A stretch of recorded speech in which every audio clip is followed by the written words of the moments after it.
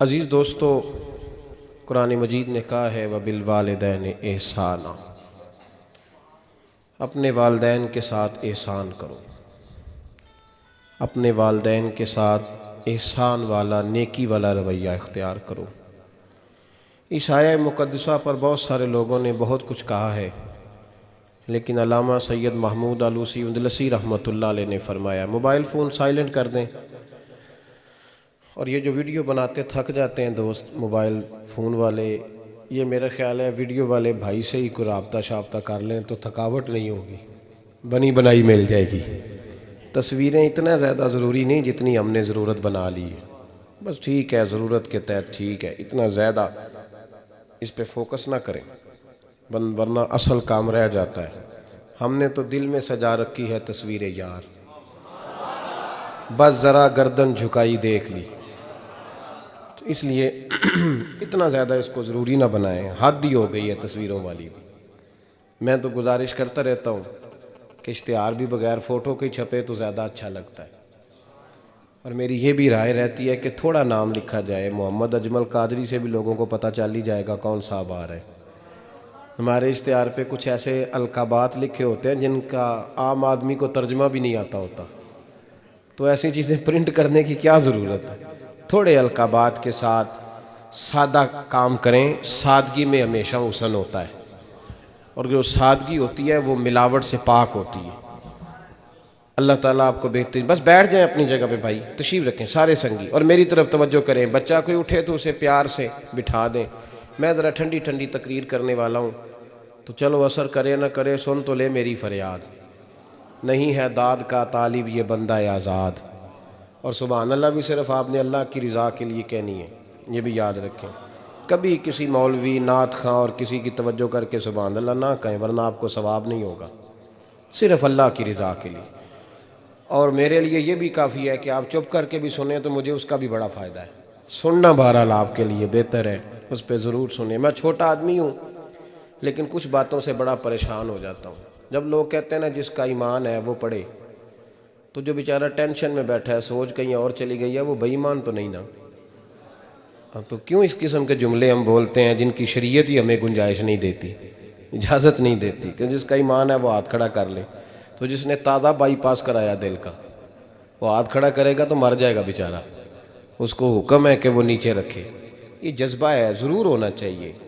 हाथ खड़े दिए ही अल्लाह रसूल ने अपने लिए हैं तो होना ज़रूर चाहिए, लेकिन इसको इतना फ़र्ज़ नहीं समझना चाहिए माहौल में बहुत ज़्यादा। और एक और बड़ा इशू है हमारी महफ़िलों में, वो नोट फेंकने का है। क्या ज़रूरत है, नजराने का ये स्टाइल नहीं, ना ये काम करें। मिलाद की महफ़िल में आके भी गरीब आदमी परेशान रहता है, वो कहता मेरे को दत्थी होंदी तो मैं भी अगे बहिंदा, लिहाजा पीछे बवो लोग के दत्थी जो कोई नहीं। इसलिए मिलाद की महफ़िलों में भी जो 50,000 रुपया देता है उसकी सदारत होती है, इसका कोई मतलब नहीं। ये जो स्टेज है ना जिस पे आप लोग हमें देख रहे हैं, तो मेरे जैसे लोग आ गए हैं तो ख़राबी हुई है, वरना तो ये पीर मेरे अली शाह का स्टेज है, वरना जो मुहद्दिस आज़म मौलाना सरदार अहमद साहब का स्टेज है। इस पे तो जो जिसका दिल आता है वो कहता जा रहा है, कोई पता ही नहीं कोई क्या बोल रहा है और कौन किसका कलाम पढ़ रहा है। कोई उसने तहकीक नहीं कराई कि ये पढ़ने वाला था भी कि नहीं, कोई पता ही नहीं। बड़े बड़े शुअरा मौलाना हसन रज़ा साहब जैसे लोग नात लिखते थे तो पहले चेक कराते थे कि ठीक है कि नहीं, अब पता ही कोई नहीं। ये बड़ा संजीदा स्टेज है, ये मियाँ शेर मोहम्मद शरकपुरी का स्टेज है, ये हज़रत अमीर मिल्लत का स्टेज है मेरे भाई, ये अल्लामा काज़मी का स्टेज है, और ये मेरे आला हज़रत फाज़ले बरेलवी के मानने वालों का स्टेज। इसमें कोई ऐसी हरकत ना करें, और कभी भी महफ़िल को कमर्शियल ना बनाए। ज़िंदगी में याद रख लें, अल्लाह रसूल की बारगाह में भी जाना है। लोग आके शिकवा करते हैं फलाना मौलवी पैसे मांगता है, तो मैंने कहा वो इसलिए मांगता है कि आप देते हैं। आप मार्केट बंद कर दें तो बंदे सारे सही हो जाएंगे। ये मांगने वाले की गलती नहीं, ये रेट लगाने वालों की गलती है। जो चीज़ मार्केट में बिके ना वो बननी बंद हो जाती है। तो क्यों आप लोगों ने ऐसे लोग प्रमोट किए जिन्होंने नात बेची 10,000 की, तिलावत बेची 10,000 की, माज़अल्लाह तकरीर बेची, क्यों ऐसे लोग प्रमोट किए? करो मद है अहले दुवल रज़ा, पड़े इस बला में मेरी बला, मैं गदा हूँ अपने करीम का और मेरा दीन पारा है ना नहीं। और ये याद रख लो ज़िंदगी में, इसकी को थोड़ी और कम कर दें जी, अल्लाह आपको जज़ा दे, बरकत दे। ये भी याद रख लें कि गर्दन को झुका देता है खैरात का पत्थर, जहाँ में मांगने वालों के सर कभी ऊंचे नहीं होते। सर उसी का ऊंचा होता है जो देने का आदी होता है। जो कशकोले तलब दराज करके रखते हैं उनके भी कभी सर ऊंचे हुए हैं। वो किसी ने कहा था, मुझे बाद लोग फ़ोन करते हैं, कहते हैं साहब आपका रेट, तो मैं कहता हूँ तो को दिता ही नहीं जाना। तो क्यों आप ऐसी बात करते हो भाई, हम बड़े कीमती लोग हैं, क्यों हमारा आप रेट लगाते हो। ये शेर सुन लें, ये शेर आपको फ़ायदा देगा, अगर याद हो गया तो बड़ा नफ़ा देगा। ये आरज़ुए करम और मैं आपसे करूं, ये आरज़ुए करम और मैं आपसे करूं, ये भीख उसको दीजिए जिसका खुदा ना हो। तो जिसको बेहिसाब मिल रहा हो उसको क्या ज़रूरत है हाथ फैलाने की। ये भीख उसको दीजिए जिसका, एक तरफ नारा लगता है कौन देता है देने को, दूजे पासों आंदे ने दिया जे 20,000। और जालमा उन पे आंदा से नबी पाक को लेने ने, नजराना कोई तोहफा दे तो लेना सुन्नत है। लेकिन ये जो स्टाइल है ना कि तय करना, और पहले माड़े बंदे दी पहुँच ते महफल भी कोई नहीं रह गई, वो भी आंदा कमेटी निकलेगी तो जलसा करांगे, एडा महंगा जलसा, उसकी पहुँच में तो महफल भी कोई नहीं। गरीब आदमी तो अब तरस गया है नात सुनने को भी, इसलिए कि इसका भी रेट है। बाज आए इस चीज़ से। हमारा आला हज़रत फाज़िल बरेलवी रहमतुल्लाह अलैह तेल लेने चले गए दुकान पे, दुकानदार को बोतल दी तेल वाली, भर के दे दो। उसने भर के दी तो आला हज़रत ने फरमाया कितने पैसे। उसने कहा जी वैसे तो 5 आने की है, आप हमारे आलिम दीन है, आप 3 आने दे दें। आला हज़रत ने पूरे 5 दिए, फरमाया तो पूरे रख, मैं अहमद रज़ा हूँ, मैं अपना इल्म 2 आने का नहीं बेचा करता। तूने मेरा 2 आने रेट लगाया, आप आलिम है तो 2 छोड़ दें। इसलिए संजीदगी पैदा करें यार, कोई ज़रूरी नहीं, कोई सुनता है तो ठीक है, नहीं सुनता तब भी ठीक है। जिनकी पढ़ रहे हो वो तो सुन रहे हैं कि नहीं, ये काफ़ी नहीं कि जिनकी पढ़ रहे हो वो सुन रहे हैं। इसलिए मेहरबानी फरमाएं, इस माहौल को खासा संजीदा करें, इस पर ख़ास मेहनत करें। इसलिए नहीं कह रहा बनाने के लिए, मस्जिद में बैठा हूँ बावुज़ू हूँ, मेरा दिल नहीं मानता जब मैं स्टेज पे आऊँ तो कोई बंदा नारा लगाए। क्यों भाई, कुछ ज़रूरी है? बूढ़ा आदमी बेचारा बीमार बैठा है और इशा का वक़्त का वो आया हुआ है, और नबी पाक सल्लल्लाहु अलैहि वसल्लम ने फरमाया सफ़ेद बालों की इज़्ज़त इसी तरह है जिस तरह तुमने अपने अल्लाह की इज़्ज़त की है। ये बुखारी मुस्लिम की हदीस है। फटाफट खड़े हो जाओ जी, पीर साहब आ गए थे, पीर साहब टाइम ना लाਉਂਦੇ आ। क्यों ये काम करते हैं? कुछ भी नहीं होता, जो इज़्ज़त करता है उसका पता होता है दिल से कर रहा है। बैठा रहने दे लोगों को, कोई फ़र्क नहीं। ये बड़ी खूबसूरती पैदा करें, आप माहौल को सही करें, आपके जलसे कई गुना ज़्यादा बड़े हो जाएंगे इंशाअल्लाह ताला। और मेरी आखिरी गुजारिश, तमीदी बात कर रहा हूँ, वो ये है कि महफ़िलों की तरतीब लगाएं। जो कारी साहब ने इशा के फ़ौरन बाद तिलावत की, उन्होंने भी कुरान ही पढ़ा था, वो बेकायदा क्यों थी? फिर जो दोबारा 1.5 घंटे के बाद बाकायदा शुरू हो गई तो वो कुरान पाक नहीं था, कहते उन बाकायदा शुरू होने लगी है। क्या मतलब है इसका? बाकायदा महफ़िल इशा के बाद शुरू करें, टाइम दें, नात खां को वक़्त दें, और दुआ का टाइम लिखें। आप मेरे पास कभी आएँ, हज़ारों का जलसा होता है हमारा, लेकिन हम 1.5 घंटे से ज़्यादा महफ़िल करना मुनासिब ही नहीं समझते। इसलिए कि अगर फजर सवेरे तंग हो जाए तो सारी रात जलसे का मकसद क्या हुआ। और मुख्तसर बात करेंगे खैरुल कलाम मा कल्ला वदल्ला, तो वो बड़ी बेहतरीन रहेगी। संजीदगी लाएँ, ताकि जिस आदमी ने सवेरे काम पे जाना है वो 10 के आवे आके मैं चलना 8 बजे महफ़िल शुरू होनी है तो लो 9:45 में थोड़े कोल होवांगा इंशाअल्लाह, ताकि बाकी का काम भी कर ले। ये माहौल, ये मैं गुजारिशात कर रहा हूँ, अपील कर रहा हूँ। चले अल्लाह करे मैं बेअमल आदमी हूँ, मेरी ज़ुबान से निकली बात किसी पे असर कर जाए। ये आप संजीदगी पैदा करके देखें, इंशाअल्लाह ये रश ज़्यादा हो जाएगा आपके पास और बरकत होगी इस बात की। वबिल वालिदैन एहसाना, वालिदैन के साथ एहसान करो। अल्लामा सैयद महमूद आलूसी रहमतुल्लाह अलैह साहिब तफसीर रूहुल मानी फरमाते हैं, आप फरमाते हैं अल्लाह करीम ने कहा वालिदैन के साथ एहसान करो। इसका तर्जुमा क्या है? आप फरमाते हैं इसका मतलब ये है कि जितनी कोई बंदा नेकी करे, अगर उसके मुताबिक नेकी कर दी जाए तो वो बदला होती है, और अगर थोड़ी बढ़ा के की जाए तो वो एहसान होती है। फरमाया रब करीम फरमाते हैं इस तरह करो, ज़रा सोच लो बचपन से लेकर आखिर तक, जहाँ तक तुम मौजूद हो, तुम्हारे माँ बाप ने तुम्हारे साथ क्या किया है। अगर उससे बढ़ा के करोगे तो इसका मतलब है तुमने एहसान किया है। माँ बाप जो होते हैं ना, ठंडी छाँव, मीठी जिंदगी। माँ अनपढ़ भी हो ना तो कम से कम यूनिवर्सिटी होती है, और बाप अगर बिल्कुल अंगूठा छाप भी हो ना, तो किसी कॉलेज में, मदरसे में, इदारे में ना पढ़ा हो, तो बेटे के हक में जिन चीज़ों की ज़रूरत होती है वो सारी अल्लाह बाप को अता करके भेजता है। माँ बाप को ना कुछ इल्म लदुनी अल्लाह देता है कि बच्चों के लिए कैसे आगे बढ़ना है। माँ बाप एक हुस्न है मुआशरे का। रब तबारक व तआला की देखे ना, अल्लाह अकबर, दुनिया में किसी की मोहब्बत जांचनी हो ना तो मोहब्बत की तमसील दी जाती है।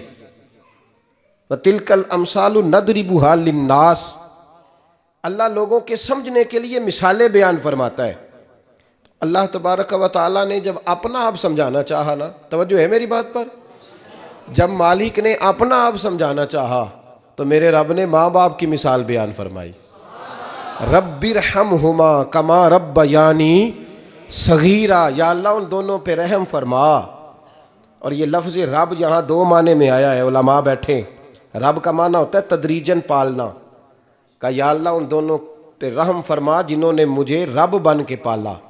यानी मतलब क्या, यहाँ रबूबियत का माना पालने के माने में, तदरीजन पालना। मेरे नबी पाक सल्लल्लाहु अलैहि वसल्लम ने फरमाया, अल्लाह तुमसे 70 माओं से ज़्यादा मोहब्बत फरमाता है। ये इमाम सुयूती ने दुर्र मंसूर में रवायत लिखी है। अच्छा भाई, अल्लाह ने भी मिसाल माँ की बयान फरमाई। फरमाया घर जाके अपनी अम्मा को देख लो, अम्मा तुमसे कितना प्यार करती है। बस उस प्यार को तोलना शुरू कर तो 70 माओं से भी ज़्यादा रब तुमसे मोहब्बत फरमाने वाला है। माँ के सीने में ना, देखे ना, एक बच्ची होती है बीए, वो उसने कर लिया, उसकी अम्मा रोज़ कहती है बेटे सवेरे उठा कर। सास के पास जाएगी तो वो कहेगी कि इसकी अम्मा ने सवेरे उठना सिखाया ही नहीं, और बेटी कहती है अम्मा जी दो जावांगी वेखी जाएगी। अच्छा, उसकी शादी हो गई, उसकी सास ने आहिस्ता आहिस्ता शिकवे शुरू कर दिए, खामन से कहने लगी तू इसको उठाता ही नहीं सवेरे। वो भी कहता है कमरे में जाके अम्मा शिकवा करती है तू उठती नहीं। और बच्ची लाडली थी, वो नहीं थी उठती टाइम पे। जिंदगी के 22 साल 23 साल वो सवेरे नहीं उठी, वक़्त पे नहीं उठी, मिसाल दे रहा हूं। फिर उसी बेटी को अल्लाह ने एक बेटा अता कर दिया। सुबह 100 आवाज़ उसकी अम्मा देती थी पर उसकी आंख नहीं खुलती थी, लेकिन उसी बेटी का बेटा सहरी के वक़्त हल्का सा रोता है। सारी दुनिया सोई है पर अम्मा उसकी फटाफट जागती है, फटाफट जागती है। एक आदमी था तो उसकी बीवी इंतकाल कर गई और उसने तलाक दे दी। 10-11 साल का उसका बेटा था, उसने दूसरी शादी कर ली। एक दिन अपने बेटे से कहने लगा बेटे वो सगी अम्मा ठीक थी या ये वाली ठीक है? तो बेटा कहने लगा अब्बा जी ये ठीक है, वो सगी अम्मी झूठ बड़े बोलती थी, सगी अम्मी झूठ बड़े बोलती थी, झूठी थी, ये सच्ची है। उसने कहा बेवकूफ़ तेरी माँ झूठी थी। उसने कहा अब्बा बड़ी। क्या किस तरह? कहने लगा अब्बा जी मैं ना, कभी आपको पता है मैं शरारती हूँ, कभी मैं शरारत करता था ना, कोई बर्तन तोड़ देता था तो मेरी सगी अम्मा मुझे थप्पड़ मार के बाहर निकालती थी। कहती थी मैं ताला लगाऊंगी बावर्ची खाने को, तुझे सारी रात रोटी नहीं देनी, तू आज भूखा ही रहेगा, बिल्कुल नहीं देना, सारी रात नहीं देना। बड़े दावे करती थी, कस्में उठाती थी, पर बड़ी झूठी थी। आधा घंटा भी नहीं गुजरता था तो गलियों में मुझे ढूंढने लग जाती थी, ढूंढ के लाती थी, ढूंढ के, और ला के ना तो गलती मेरी होती थी, रोना मेरी अम्मा शुरू कर देती थी। वे ओए मैनू ना सताया कर वे पुत्रा। फिर मेरी मर्जी का खाना मुझे पका के देती थी, मेरी मर्जी का। और फिर मेरी अम्मा मुझे तोहफा भी देती थी। अब्बा जी वो झूठी थी, पहले कह रही थी सारी रात नहीं देना, अब आधा घंटा। ये बड़ी सच्ची है, जवाब भाई है। मैं शरारत करता हूँ तो थप्पड़ मार के निकाल देती है, कहती है रोटी नहीं देनी। फिर मैं सारी रात रो के गुजारता हूँ पर नहीं देती। ये सच्ची है, वो झूठी थी। तुम माँ के दर्द को क्या समझे? बच्चे तो कहते हैं अम्मा ने हमें कैद कर दिया, अम्मा कहती है मेरी मर्जी से खाओ। और तुझे नहीं पता उसने कैद नहीं किया, वो तुमसे प्यार बड़ा सच्चा करती। और बड़ा सच्चा प्यार करती है तेरे साथ, बड़ा सच्चा। बेटा बर्गर खा के आ जाता है, अम्मा कहती है रोटी खा ले, कहता नहीं आपने बैंगन पकाए हुए हैं मैंने नहीं खाने। तो अम्मा मिन्नतें करती है, कहती है चल तू दस की खाना है, तेनू सेवियां ना बना दियां, फटाफट दाल पक जाएगी, क्या खाएगा? वो अब्बा जी मेरी तरह करीब से कहते हैं छड़ पर भुख लगेगी तो आप ही खा लेगा। लेकिन अम्मा कहती है इसने रोटी ना खाई तो मुझे नींद नहीं आएगी।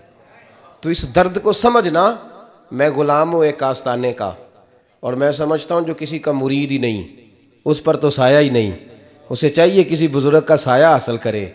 लेकिन भाई ये बात भी बड़ी सच्ची है कि मेरे जैसे पीर के हाथ में 5,000 रुपया नजराना दो ना, पीर साहब दुआ करना, तो पीर साहब ने दुआ पक्की याद की हुई है सबके लिए, रट्टी रटाई, अल्लाह खैर करे अल्लाह भला करे, और सब के लिए रट्टा लगाया हुआ है। और अम्मा को बेटा वैसे ही कह जाए, वैसे ही अम्मा मैं इंटरव्यू देने जा रहा हूँ ज़रा दुआ करना, वो बीबियाँ मंगा के दुआए तंजीना पढ़ाना शुरू कर देती है, और सारी सारी रात मुसल्ले पे बैठी। इस दर्द को समझना। और भाई बड़ा वेल ड्रेस बेटा होता है, वेल ड्रेस नौजवान, वो 18,000 का जोड़ा पहनता है, 7,000 का जूता खरीदता है, वो कीमती किस्म की घड़ी इस्तेमाल करता है। लेकिन उसी बच्चे के जब अपने बच्चे होते हैं ना, तो बीबी को कहता है ये ले 10,000 रुपया, बच्चों के कपड़े खरीद ले, मेरे सही है अभी कल ही तो खरीदे थे। और बाप, और तू समझा ही नहीं यार, 30 साल बाप ने जवानी सारी सऊदी अरब को दे दी, लेकिन तेरा ख्याल रखा। मैं ऐसे लोगों को जानता हूं जिन्होंने 30-30 साल परदेश में कंबल नहीं बदला, और जहां गए थे तो एक कंबल खरीदा था फिर बदला नहीं। तू माँ बाप के बारे में, और यहां बच्चे हिसाब करते फिरते हैं, भाई तो पिछले महीने भी 5,000 दिता सी, तुसी पैसे दा कर दे की हो, माँ बाप से हिसाब करता है तू। तिरमिजी शरीफ के लफ्ज है, एक सहाबी ने आके अर्ज की या रसूल अल्लाह पैसे विरासत के नहीं, मेरे अब्बा जी ने नहीं दिए मुझे, और मैंने खुद मेहनत करके कमाए, अब मेरा अब्बा मुझसे पैसे मांगता है तो क्या करूं, और मेरे हैं, मैंने कमाए हैं, अब्बा जी ने नहीं दिए, विरासत नहीं, हिस्सा नहीं मिला। हुजूर मेरा अब्बा मांगता है तो मेरे लिए हुक्म क्या है? तो नबी पाक ने फरमाया क्या कहा तुमने, पैसे तेरे हैं? कहा हुजूर हाँ। तो फरमाया अब्बा किसका है? कहा या रसूलल्लाह मेरा। तो फरमाया अगर तू अपने वालिद का है तो तेरी हर शय तेरे वालिद की है, तू भी तेरे वालिद का है तो तेरा माल भी तेरे। माँ और बाप ये तो हुस्न है जिंदगी का, ये तो वकार है इंसान का। जब तक माँ बाप का हाथ पकड़ के चलोगे ना, रास्ते सीधे रहेंगे, और जिस दिन उंगली छोड़ के सड़क पे निकलना पड़ा ना, सर चकराने लगेगा। याद रखना ये बड़ा मुश्किल काम होता है। लोगों का तो रुख ही उस दिन वादे होता है जिस दिन आदमी साये से महरूम होता है। अम्मा तो कमरे में पड़ी हो ना, औरंगजेब आलमगीर की माँ फौत हो गई, 350 कमरा था महल का, और अम्मा 12 साल टांगों से माजूर रही औरंगजेब आलमगीर की। अम्मा 12 साल कमरे से निकल नहीं सकी, साथ ही वाशरूम था या जो भी उस दौर में तरीका था। औरंगजेब जब महल में आते थे तो फिर भी सीधे अम्मा के पास जाते थे, और जब वापस निकलते थे फिर भी अम्मा के साथ। औरंगजेब की माँ का जनाजा उठा तो औरंगजेब ने रोना शुरू किया। फिर सालों बीत गए पर उसके आंसू खुश्क नहीं होते थे। एक शख्स ने कहा तेरी कोई अनोखी मर गई है, सारी दुनिया की मरती हैं। उसने कहा मैं बादशाह हूँ, 24 घंटे लोगों का आना जाना है, बड़े दबदबे हैं, बड़े डेरेदारियां हैं, बड़ी भैंसें, बड़ी गायें, बड़े खाने वाले, बड़े लांगरी। मेरी माँ बूढ़ी थी, एक कोने में पड़ी रहती थी, पर जब से वो गई है ये मुझे महल नहीं लगता, मुझे कब्रिस्तान लगता है, मुझे लगता है ये कब्रिस्तान है। माँ और बाप तो तेरी नेमत है भाई। हम बच्चे, हमारे आजकल के बच्चों ने एक मसला बड़ा पक्का याद कर लिया, कहते मौलाना पीर साहब पसंद की शादी करना जायज़ नहीं। मैं कहता हूँ साहब और भी बड़ी चीज़ें जायज़ है, सिर्फ एक ही शय जायज़ रह गई है। रसूल पाक सल्लल्लाहु अलैहि वसल्लम सिवाय अल्लाह के किसी के पाबंद नहीं, किसी के पाबंद नहीं। पर जनाब सैयदा खतीजतुल कुबरा रदी अल्लाह ताला अन्हा ने पैगामे निकाह दिया, या रसूलल्लाह मैं शादी करना चाहती हूँ, हुजूर किसी के पाबंद नहीं। पर मेरे महबूब ने फरमाया मेरा चचा मेरे वालिद की जगह है, मैं अपने चाचा से पूछ के तुम्हें जवाब दूंगा। ये है पसंद की शादी जो मेरे नबी ने बयान फरमाई है। तू सारा कुछ क्रॉस कर करके गुजर जाता है। यहाँ तो हाल ये है कि पालने वाला कोई और साए में बैठने वाला, बाग तेरे दी कर कर राखी मैं सारी उम्र गुजारी, तो जदों ये फल पकन ते आया ते लै गए होर व्यापारी। और बेटा गुजरता है अम्मा के दरवाजे के आगे से, अम्मा के दरवाजे के आगे बेटा अमरूद लेके आया है 6 किलो। तवज्जो है मेरी बात पर? इधर देखें जी, छोड़ें थोड़ी देर हमारी सुने। वो अमरूद लेके आया 5-6 किलो, तो अम्मा के दरवाजे के करीब से गुजर गया रात को।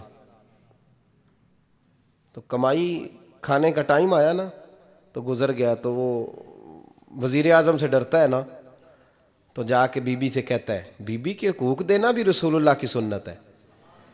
लेकिन ये क्या बात हुई, तूने बीवी और माँ का मुकाबला शुरू करा दिया? समझ तो सही, ये तेरे लिए काबे की जगह है और तू बीवी के लिए काबे की जगह है। उसे भी समझना चाहिए, गौर करना चाहिए। 5 किलो अमरूद लेके तो माँ के कमरे के करीब से गुजर गया है। बीबी को जाके कहता है चल आधा किलो अम्मा को भी दे आ, उसके कौन से दांत हैं। तो प्लेट में डाल के वो लाई है। तू समझा ही नहीं, तूने गौर ही नहीं किया। बंदा तो वो ठीक नहीं था, नेपोलियन। पर किसी ने उससे पूछा था बता जिंदगी में पैसे लेने का मज़ा कब आया? उसने कहा कि मुझे मज़ा तब आता था कि मैं अपनी सारी कमाई ला के अपनी अम्मा के हाथ पे रखता था, और फिर जब मैं अपनी माँ से थोड़ा थोड़ा खर्चा लेता था ना, थोड़ा थोड़ा, तवज्जो है मेरी बात पे? अम्मा जी 10 रुपये दे आज। कहते जब मैं थोड़ा थोड़ा खर्चा लेता था ना, तो मुझे यूं लगता था जैसे मैं बादशाह वक्त के सामने खड़ा हूं और वो खजाने का मुंह खोल खोल के मुझे देता जा रहा है। तो इस जायके को समझ तो सही भाई, तो इसको समझ तो सही भाई। याद रखें और गौर करें, माँ और बाप। और फिर ये भी सुन लें, नबी पाक सल्लल्लाहु ताला अलैहि वसल्लम ने माँ बाप के लिए फरमाया हुमा जन्नतुका व नारुक, यही तेरी जन्नत है और यही तेरे लिए जहन्नम है। अगर ये राज़ी हो गए तो तेरे लिए जन्नत है, नाराज़ हो गए तो चाहे तू 100 पीर के मज़ार पे हाज़री दे आ, लेकिन जब तक अब्बा राज़ी नहीं उतनी देर तक अल्लाह राज़ी। ये हदीस पाक है, हुज़ूर ने फरमाया जिसके वालिद राज़ी उसका अल्लाह राज़ी, और जिसका बाप नाराज़ उसका अल्लाह। हाँ बेशक, अब ये हदीस है ना, तो सारे वली एक तरफ बैठ जाएं, कहें या अल्लाह बख्श दे मुरीद को, लेकिन अगर अब्बा कहे या अल्लाह ना माफ़ करना, तो अल्लाह उन औलिया की नहीं मानता, वालिद की मानता है। इसलिए बुल्ले शाह आसमानी उड्दियाँ पढ़ना है, जेड़ा घर बैठा उन्होंने पढ़िया ही नहीं। भाई याद रखो, माँ बाप से प्यार करो, इनकी खिदमत करो, इनके पास बैठा करो, और माँ बाप को टाइम दें, वक़्त दें, चंद घड़ियाँ उनके पास बैठें। आप यकीन करें, अब्बा जी से आप मशवरा कर लें, सिर्फ मशवरा, मर्जी बेशक अपनी करें, लेकिन उस मशवरे में आपको इतना साया मिलेगा कि ज़िंदगी में कभी नाकामी नहीं होगी। पर असी सज्जन दी मननी, अब्बे दी नहीं मननी। तो फटे पे जो नलायक हमारी तरह का बैठा है उससे मशवरा लेना है, वालिद से नहीं लेना। बाप के पास बैठें, उससे मशवरा लें। मेरे अब्बा जी किसान थे। मैंने अपनी ज़िंदगी में ढेरों चीज़ें अपने बाप से सीखी हैं, दर्जनों चीज़ें सीखी हैं। मेरे वालिद बड़े खुददार थे, मिजाज में अजीब सी खुददारी थी। कोई बंदा कभी हाल पूछ लेता था ना कि हालात किस तरह के हैं, तो फरमाते थे भाई अगर बताना हुआ तो अपने अल्लाह को बताऊंगा। अल्हम्दुलिल्लाह बड़ा फजल है, मैंने उनके हाथों पे हमेशा छाले देखे, हमेशा छाले, लेकिन उनका हाथ कभी किसी दुनियादार के सामने फैलता हुआ नहीं देखा। लोग मुझे कहते हैं आप किस पीर साहब के साहबजादे हैं, तो मैं कहता हूँ मैं उस पीर का साहबजादा हूँ जिसने मेहनत करके हलाल की कमाई खाई सारी ज़िंदगी। ये लोग पीर नहीं होते, ये मुर्शिद नहीं होते, और मैंने दर्जनों चीज़ें सीखी उनसे। तो सीखने तो बैठ, तुझे हज़ारों चीज़ें मिलेंगी। भाई अपनी ज़िंदगी में माँ बाप की तरफ देखो, सबसे ज़रूरी काम है इन्हें वक़्त दो। अम्मा के ओ भाई बड़ा मुश्किल है दुनियादारों से तारीफ़ कराना, तो अम्मा दे कोल ते एवं 2 मिनट राती बईए ना आखी अम्मा पैर कटे ना रजाई जो तेरे घुट छड़ा, तो अम्मा कहती जा मेरा पुत्र थकिया आया तू सो जाके। मैं कदों काम लगी सा, मैं कदों हलवा डई सा, जा सो जा जाके। बस ये कार्रवाई है। तूने 2 मिनट के लिए कह दिया, सवेरे पूरे मोहल्ले में तेरी अम्मा कहेगी अल्लाह मेरे पुत्र वर्गा पुत्र सारिਆਂ ਨੂੰ दे। राती आउंदा है तो मैनू घुट के सौंदा है, अल्लाह घुटिया कोई नहीं, सोया भी कार्रवाई पाई सू, लेकिन वो सबको बताती है। तो भाई इतनी कीमती चीज़ और तू छोड़ के मैं कभी जलसे से देर से आता था ना, अब तो जाता नहीं ज़्यादा जगहों पे। कोशिश करता हूँ कि चलो माहौल के मुताबिक, थोड़ा खुश्क आदमी हूँ तो हर जगह सेट नहीं हो पाता, इसलिए कम जाता हूँ। तो कभी रात को आते थे ना देर से, मेरी अम्मा जी शुगर की मरीज़ थी, तो मैं छोटे भाई को फ़ोन करता था कि अम्मा जी सो गए, कहते सो गए।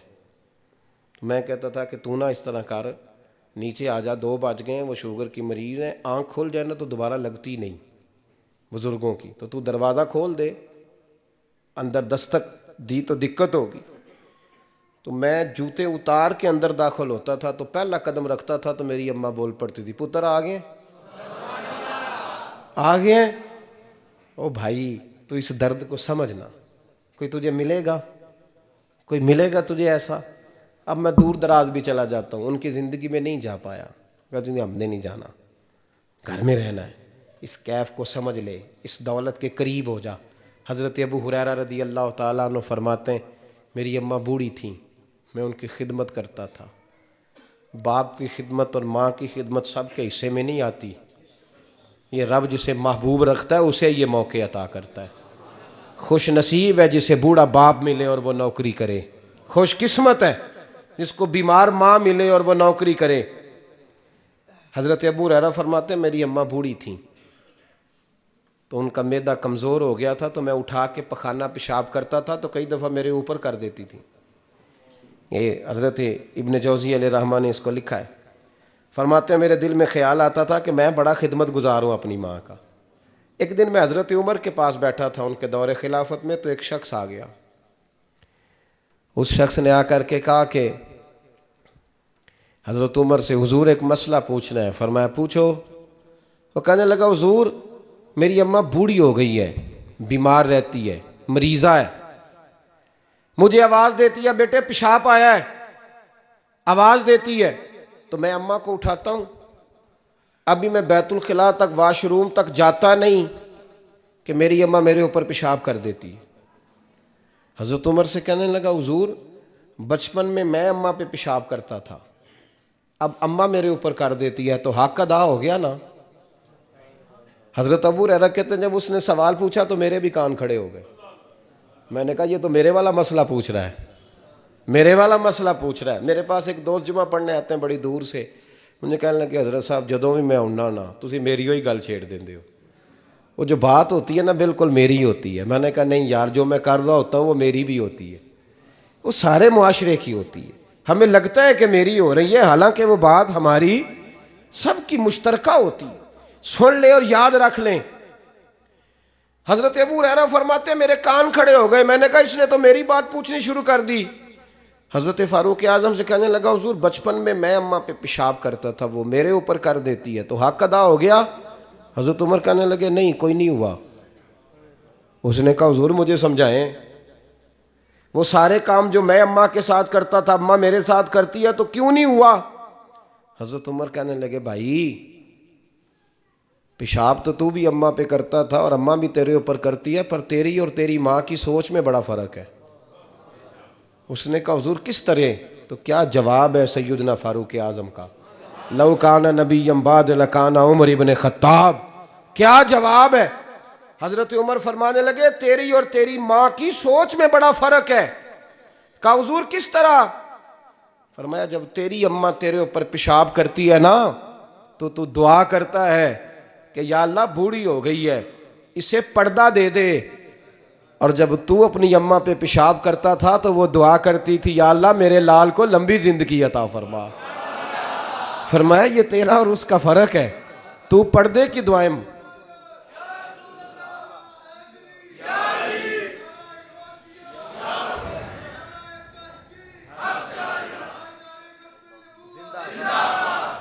सुने अजीजों, कहा जब तेरी और तेरी माँ की सोच में, और नबी पाक सल्लल्लाहु अलैहि वसल्लम ने फरमाया है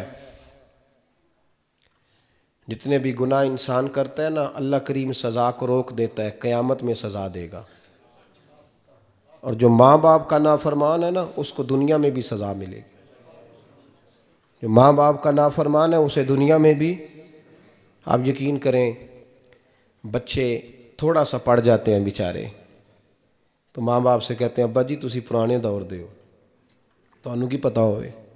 और तुझे पता ही नहीं भाई, तुझे खबर ही नहीं, ये पुराने दौर के नहीं, तू बेवकूफ़ों के दौर का है।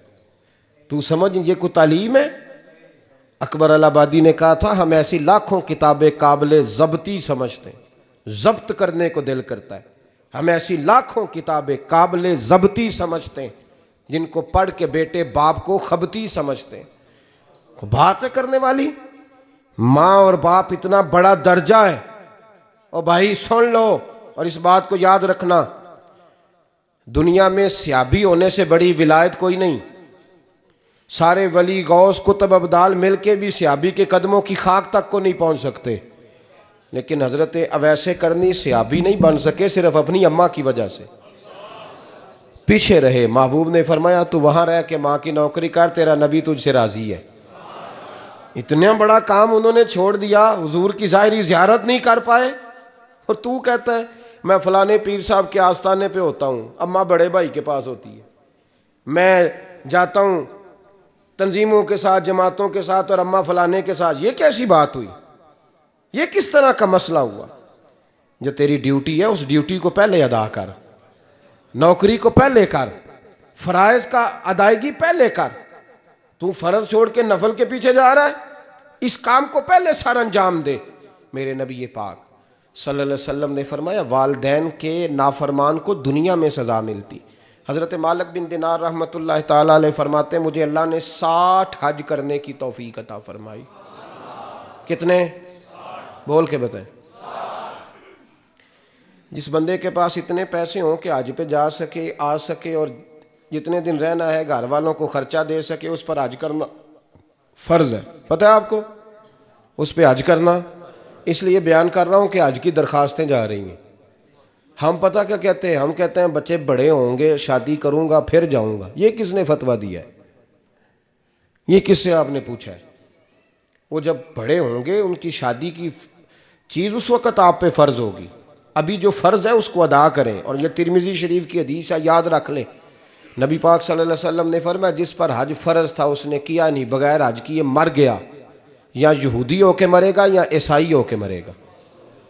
इतना बड़ा हुक्म है हज के हवाले से, लेकिन लोग इंतज़ार करते रहते हैं पता नहीं किस चीज़ का। जब आपको अल्लाह मौका दे, हिम्मत दे, तो पहली फुर्सत में ये फरीज़ा अदा करें, ये ज़रूरी काम है। हज़रत मालिक बिन दिनार फरमाते मैंने 60 हज किए। एक हज के मौके पर मैंने बड़ा रश देखा, लाखों का इज्तिमा हुआ। मेरी बातों की समझ तो आ रही है ना आप दोस्तों? जो नहीं बोल रहे उन्हें भी आ रही है ना? अल्लाह जज़ा दे। कहते हैं लाखों का मजमा था, तो मेरे दिल में ख्याल आया, मैंने कहा अल्लाह इतने लोग आए हैं, इनका हज कबूल भी हुआ है कि नहीं? फरमाते हैं मैं सोच रहा था तो रात को ना ख्वाब में मैंने किसी कहने वाले को कहते हुए सुना कि सब का कबूल हो गया है। बल्ख का रहने वाला मोहम्मद बिन हारून बल्खी है, उसका हज कबूल नहीं हुआ। फरमाते हैं शहरों के अलग-अलग खैमे लगते थे। अब भी आप हज करने जाएं तो पाकिस्तानियों की रिहाइशें अलहदा होती हैं, इंडियन की अलहदा, बांग्लादेश के अलहदा, मिस्री, यमनी, सब लोग अलग-अलग रिहाइशें होती हैं, झंडे लगे होते हैं मुल्कों के। कहते हैं मैंने सवेरे उठ के ढूंढना शुरू कर दिया। ढूंढता हूँ, वो बंदा मिले। कहते हैं जहाँ बल्ख शहर के लोग रहते थे वहाँ चला गया। तो मैंने लोगों से पूछा तुम में मोहम्मद बिन हारून बल्खी कौन है? लोग कहने लगे वो तो बड़ा नेक आदमी है, परहेजगार है, बड़े भोले भाले, बड़े अल्लाह वाले, रियाज आपको बस हम ही जानते हैं, वो तो बड़ा नेक है, परहेजगार आदमी। कहते मैंने कहा अच्छा कहाँ है? उन्होंने कहा पहाड़ के पीछे उसने खैमा लगाया हुआ है, सारी रात इबादत करता है, सारा दिन रोज़ा रखता है, कायमुल लैल है, साइमुद दहर है। क्या बात? फरमाते मैं उन लोगों की बात सुन के हैरान हो गया कि मुझे क्या बताया गया, ये क्या कह रहे हैं। फरमाते मैं पहाड़ के पीछे गया, हज़रत मालिक बिन दिनार अलैहिर्रहमा फरमाते हैं, जब मैं वहाँ पहुँचा तो मैंने उस शख्स को मुसल्ले पे बैठे देखा। कसरत इबादत के आसार उसके वजूद पर नज़र आ रहे थे। सीधा बाजू उसका कटा हुआ था। फरमाते 2 रकते मुकम्मल करके ना मैंने उससे अस्सलामु अलैकुम कहा तो मुझे कहने लगा वालेकुम अस्सलाम, आप मालिक बिन दिनार हैं? मैंने कहा बड़ी इसकी फिरासत है। फरमाते फिर उसने ठंडी सांस ली, कहने लगा आपको ख्वाब आई होगी कि मेरा हज कबूल नहीं हुआ। फरमाते हैं मुझ पर और बिजली गिरी कि क्या कह रहा। मते मैंने कहा यार लोग भी तेरी तारीफ कर रहे हैं और तेरी बसीरत भी बड़ी है, तो ये माजरा क्या है? कहने लगा आप ना पूछें। ये कह के उसने रोना शुरू किया, देर तक रोता रहा। मैंने कहा नहीं यार तू बता। कहने लगा नहीं आप ना पूछें, आप नाराज़ होंगे। मैंने कहा मैं नहीं होता, तू बोल ना। कहने लगा हुजूर 24 साल हो गए मुझे हज करते हुए, 24वां हज है मेरा, और हर साल कोई अल्लाह का वली आके बताता है कि जा चला जा तेरा कोई नहीं कबूल हुआ। बेपरवाही वेख सज्जन दी, जिथे किसे दी पेश ना जावे, उन्हें ताजा वाले दर दर रोले ते मंगतियां तख्त बिठावे। आजम किसे नू घर आ मिलदा ही कोई काबे खाली आवे। कहते हैं उसने मुझे कहा हुजूर 24वां हज है, हर साल कोई बताता है। मैंने कहा तेरी गलती। कहने लगा मैं अपनी माँ का नाफरमान। मैंने कहा वाक़या क्या हुआ? कहने लगा हज़रत अल्लाह ने मुझे दौलत दी, माल दिया, ज़मीनें दी, तो मैं अय्याश हो गया। आप यकीन करें अल्लाह लोगों को माल देता है तो वो समझते हैं मेरी चालाकी से आया है, मैं तेज़ बड़ा था इसलिए आया है, नाफरमान होते हैं। लेकिन जो रब लेना जानता है देना जानता है वो लेना भी। वारस शाह मान करी ना वारसा दा, रब बेवारसा करके मार दई।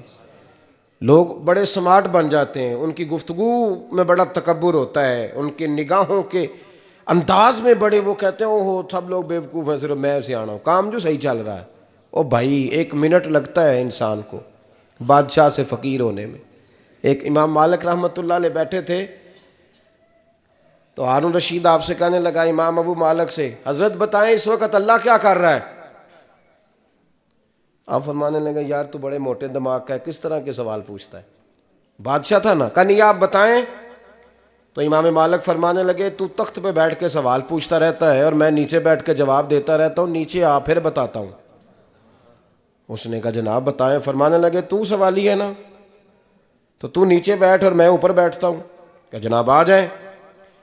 हारून रशीद नीचे आ गया, इमाम मालिक तख्त पे बैठ गए। फरमाने लगे अब बता क्या पूछ रहा था? कहने लगा हुजूर पूछा था अल्लाह इस वक्त क्या कर रहा है?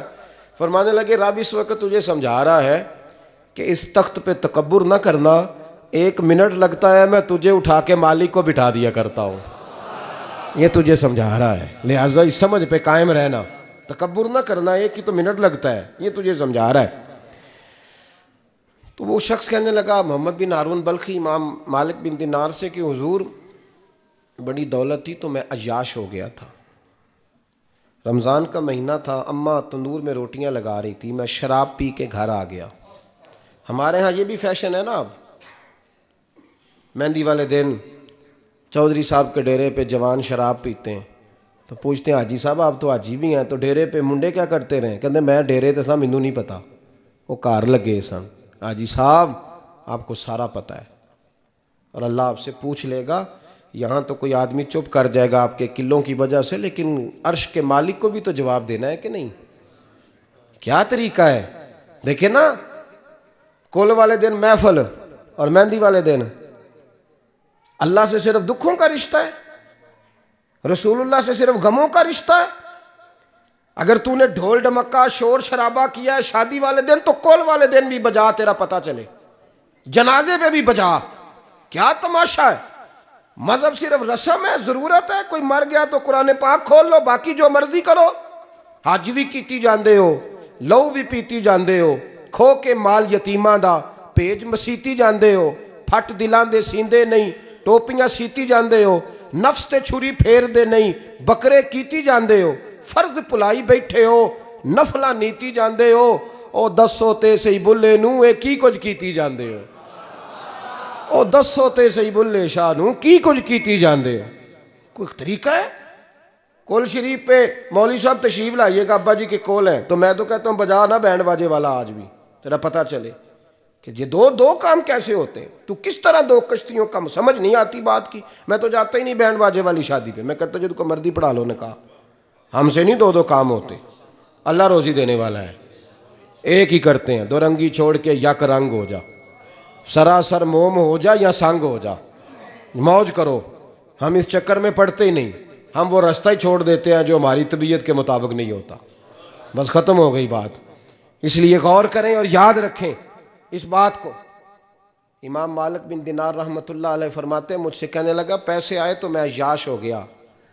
रमज़ान का महीना था, असर के बाद मेरी अम्मा इफ्तारी की तैयारी कर रही थी। मैं गया, मैंने कहा शराब पी हुई, अम्मा रोटी दे। तो अम्मा कहने लगी शर्म कर, शर्म कर, रोज़ा रखा नहीं तो जिन्होंने रखा है उनका तो ख्याल कर। कहते अम्मा की बात का मुझे गुस्सा लगा। मैं कहा करता हूँ बदनसीब है वो बेटा जिसका बाप उससे बात करते हुए डरता है कि पता नहीं कहाँ से बोलेगा। बदनसीब नहीं वो बेटा जिसकी माँ उससे बात करते हुए सहम जाती है कि पता नहीं कौन सी बोली बोलेगा। बदनसीब नहीं कि माँ बाप भी जिससे खोल के बात ना कर सके। हजरत मालिक बिन दिनार से कहने लगा, अम्मा ने जब कहा ना शर्म कर, तो मुझे गुस्सा आया, मैंने माँ को थप्पड़ मारा और मेरी माँ जलते हुए तंदूर में गिरी। लोगों ने मुझे पकड़ के अंदर बंद कर दिया कमरे में। सारी रात मैं शोर सुनता रहा पर नशे में धुत रहा। सवेरे आंख खुली तो मेरी बीवी बैग बांध रही थी। मैंने कहा कहाँ जा रही हो? कहने लगी जो माँ का नहीं बना मेरा कैसे बनेगा। वो मैंने कहा मेरी अम्मा का, वो तो लोगों ने रात को ही दफन कर दी जनाजा पढ़ के। तड़प के कहने लगा मुझे क्यों नहीं बताया? तो कहते हैं लोग कहने लगे तेरी मरती हुई माँ कह गई थी इसे मेरा मुंह ना देखने देना, मेरे जनाजे के करीब ना आए। हज़रत मालिक बिन दिनार फरमाते हैं जब उसने ये बात सुनाई तो मैंने भी उसके मुंह पे थप्पड़ मारा। मैंने कहा तो इसी काबिल है।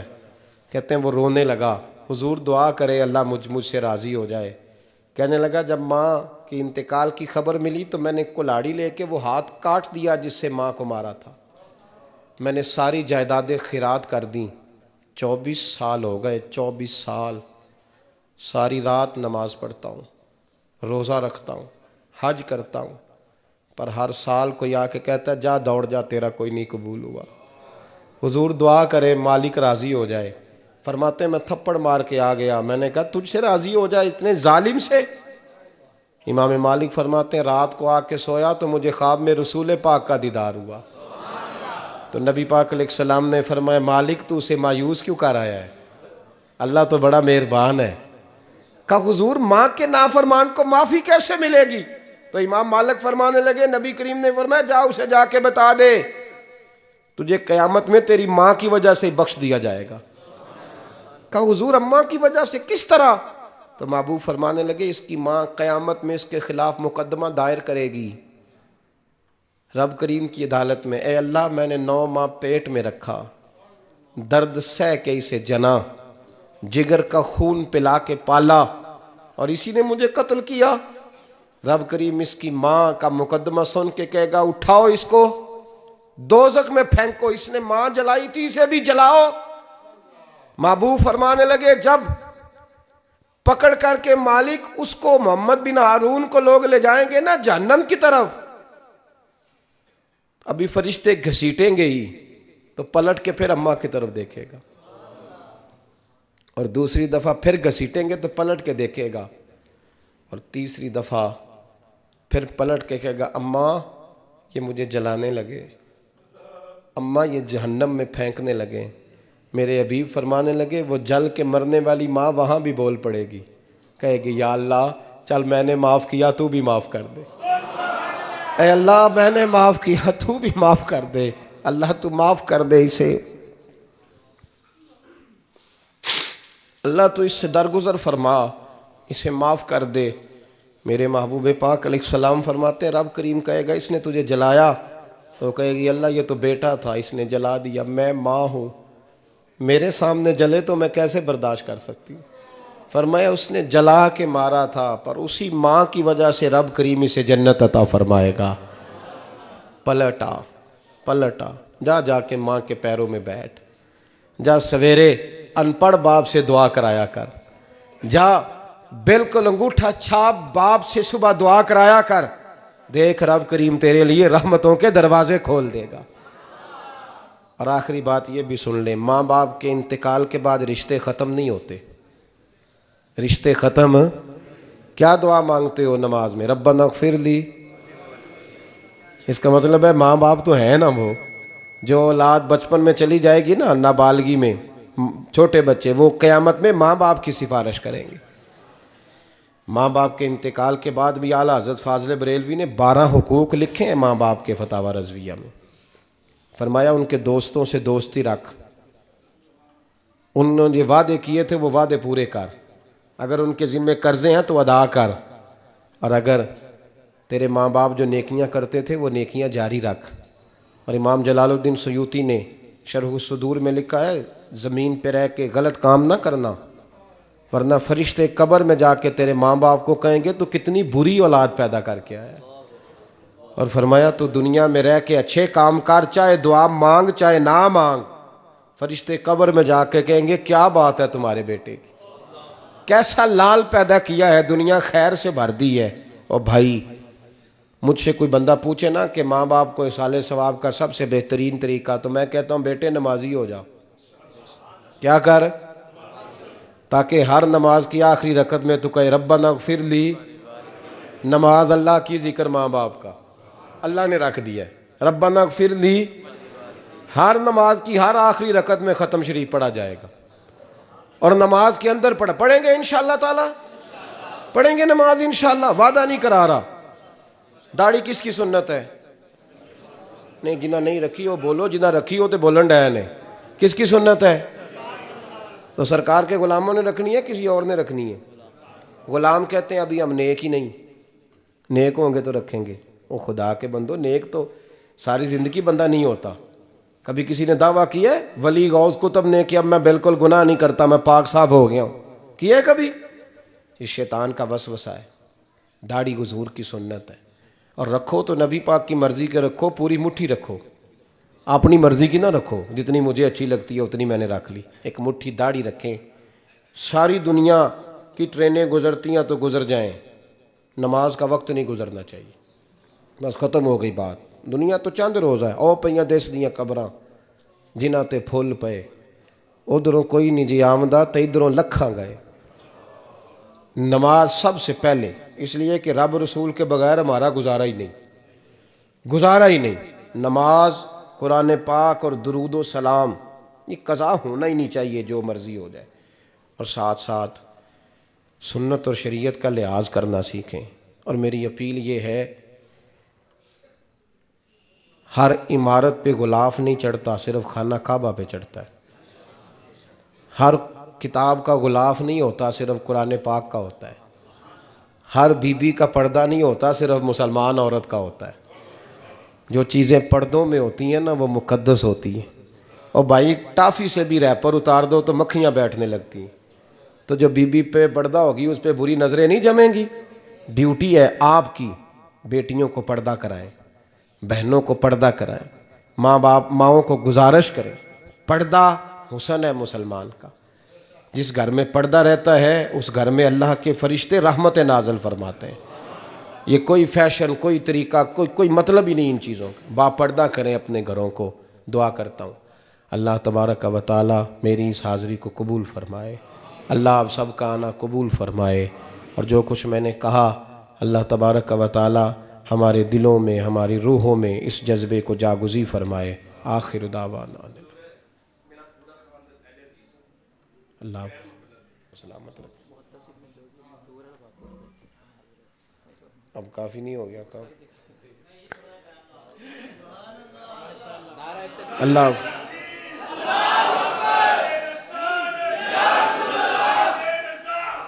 इंशाअल्लाह जारी रहेगा। लब्बैक या रसूल अल्लाह, बारक अल्लाह ताला। सुने जी, एक बात करने को सामने कहा है, मैं कर देता हूँ। मैं तकरीर भी इतनी करता हूँ 35-40 मिनट की, यहाँ तो कुछ ज़्यादा हो गई है मेरा ख्याल है। तो थोड़ी बात करने की कोशिश किया करता हूँ। चलो मेरी राय ये है कि खुराक थोड़ी हो तो हजम जल्दी हो जाती है। अरसलान साहब से मैंने कहा मेरा खाना ना पकाना, मेरा मौक़िफ़ ये है कि महफ़िलें सस्ती करनी चाहिए ताकि ज़्यादा होनी शुरू हो जाए।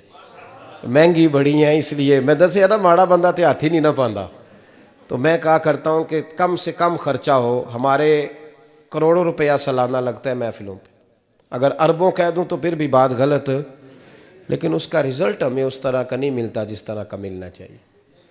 देखें ना, आपने अज़मत वालदैन पे प्रोग्राम किया, मेरी राय यह है कि हुकूक़ ज़ौजैन पे भी होना चाहिए, और शादी से पहले हर बच्चे को मियाँ बीवी के हुकूक़ का पता होना चाहिए। बाद में 3 तलाक़ें दे के आ जाते हैं, कहते हैं मैंने पता ही नहीं सी।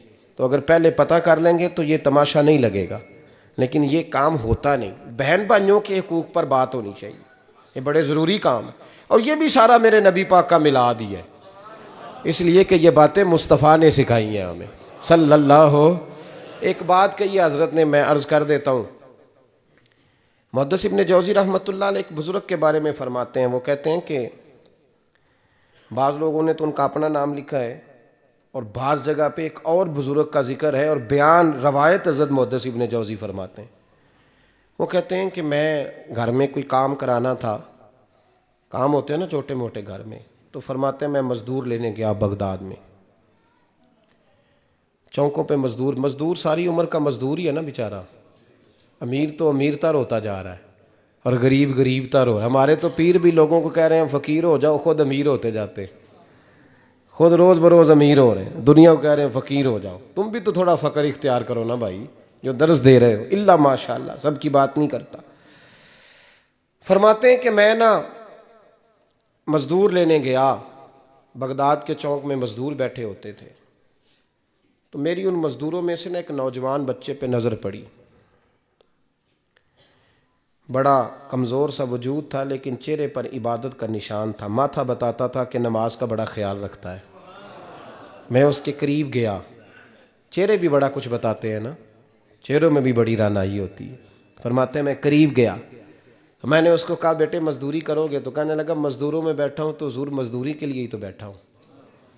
तो मैंने कहा कि चलो फिर। कहने लगा नहीं मेरी कुछ शर्तें। मैंने कहा बताओ? कहने लगा पहली शर्त यह है कि लोग 4 दिनार दिहाड़ी लेते हैं, मैं 3 दिनार लूँगा। मैंने कहा यार बे तो बड़ी बेहतरीन है, बाकी भी इस तरह की रख ले। उसने कहा हुज़ूर दूसरी शर्त यह है कि मैं आपकी मुकम्मल बात मानूँगा, लेकिन जब अज़ान हो जाएगी फिर आपकी नहीं सुनूँगा। तीसरी बात उसने ये की कि हुज़ूर मैं आपके घर में काम करूँगा पर आपके किसी सवाल का जवाब नहीं दूँगा। कहते हैं मैंने कहा यार तू बड़ा अजीब है, शर्तें तो मालिकों की होती हैं। कहने लगा जी बहरहाल मैं शर्तें लगा के जाता हूँ। फरमाते हैं मैं उसे घर ले आया, काम मैंने उसको बताया, तो जो काम मज़दूर सारे दिन में करता है ना, उसने 2 घंटे में ही कर दिया। हमारे मज़दूर सिगरेट पीने में भी तो आधा घंटा लगाते हैं ना, वो चाय पीने जाएं तो पौना घंटा वहाँ। उनको भी तो दयानतदारी करनी चाहिए कि नहीं करनी चाहिए? ने मुआहदा किया है ना जी, तो पूरा उतरना चाहिए ना।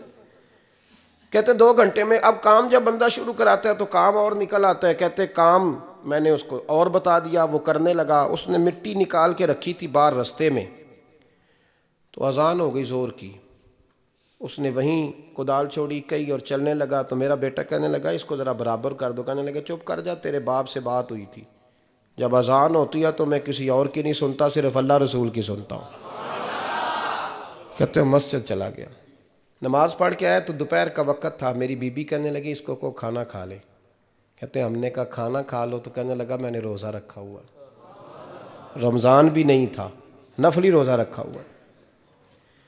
फरमाते हैं शाम हुई, मैंने 3 दिनार दिए, तो मैंने कहा तेरा नाम क्या है? कहने लगा मैंने आपसे कहा था मैं किसी सवाल का जवाब नहीं दूंगा। कहते वो चला गया। अगले दिन मैं फिर लेने गया उसे, काम कुछ और निकल आए, तो लोगों ने बताया वो सिर्फ हफ्ते वाले दिन आता है।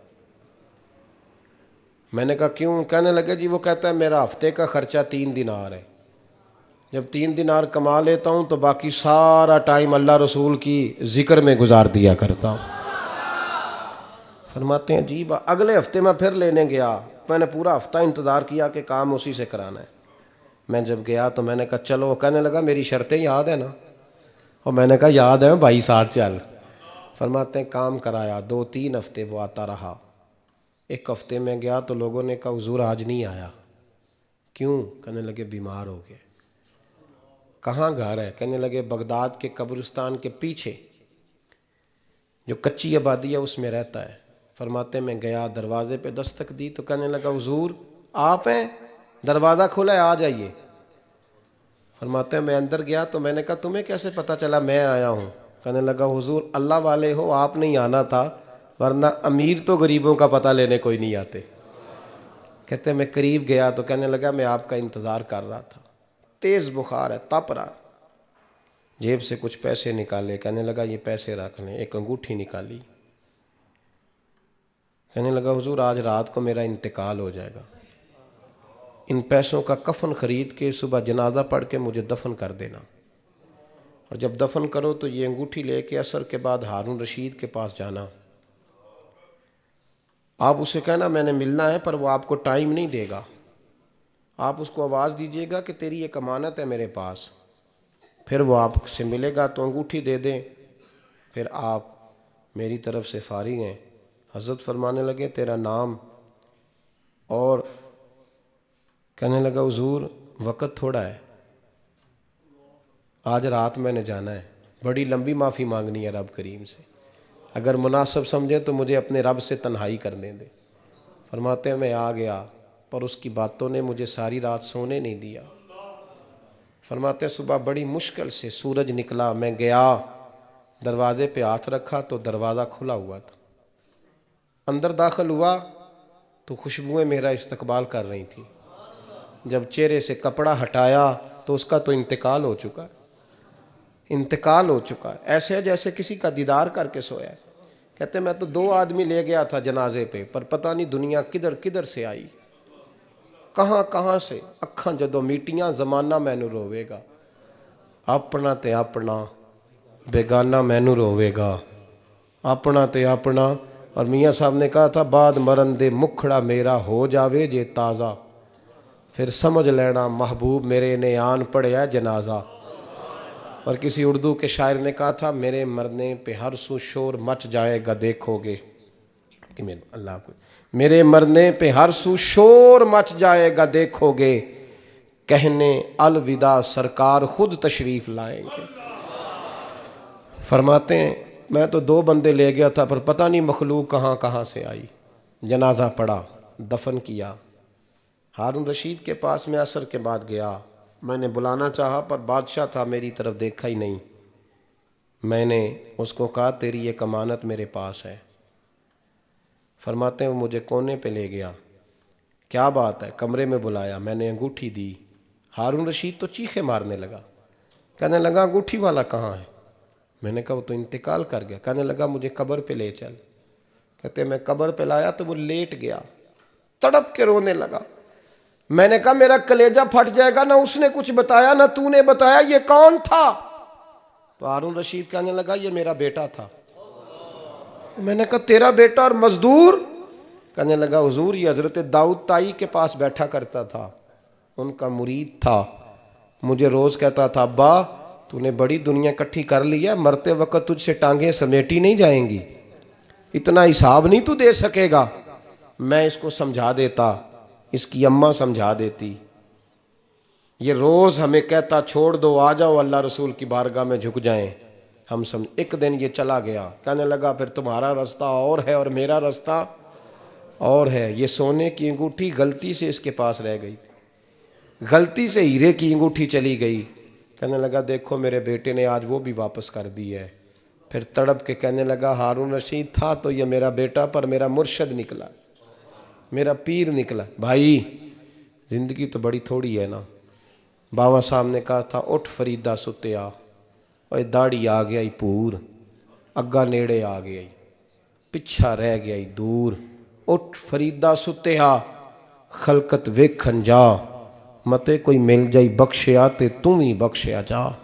उठ फरीदा सुत्या झाड़ू दे मसीत, तू सुतै रब जागदा, तेरी डाढ़े नाल परीत। मेरा रब हमें भी अपनी बारगाह में कबूल फरमाए। आखिर दावाना अनिल हम्दुलिल्लाह।